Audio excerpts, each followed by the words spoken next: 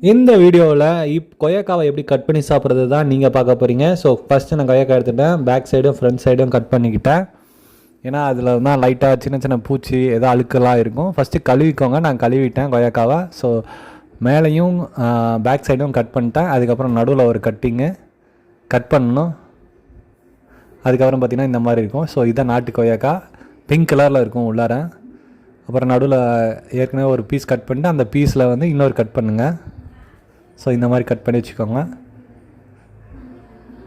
நாட்டு கொய்யாக்காய் ரொம்ப சத்துங்க. அதில் பிங்க் கலரில் இருக்கும், டேஸ்ட்டும் உங்களுக்கு சூப்பராக இருக்கும். நீங்கள் அப்படியே சாப்பிட்லாம். சில பேர் வந்து கொய்யாக்காவை கட் பண்ணிவிட்டு மிளகாத்தூள் தொட்டு சாப்பிடுவாங்க. உங்களுக்கு வேணும்னா நீங்கள் அப்படி செஞ்சுக்கோங்க, இல்லைன்னா நீங்கள் அப்படியே சாப்பிடுங்க. என்னை பொறுத்த வரைக்கும் கொய்யாக்காய் வந்து உப்பு மிளகா அது எதுவும் சேர்க்காமல் அப்படியே சாப்பிட்றதே பெஸ்ட்டு. ஸோ பாருங்கள் எப்படி இருக்குதுன்னு பாருங்கள், பிங்க் கலரில் இருக்கும். அதுதான் நாட்டு கொய்யாக்காய். உங்களுக்கு காட்டுறேன் பாருங்கள் எப்படி இருக்குது பார்த்தீங்களா. ஸோ இதுதான் நாட்டு கொய்யாக்காய். ஸோ இந்த மாதிரி நீங்களும் கட் பண்ணி சாப்பிடுங்க. ஸோ தேங்க்யூ ஃபார் வாட்சிங் திஸ் வீடியோ.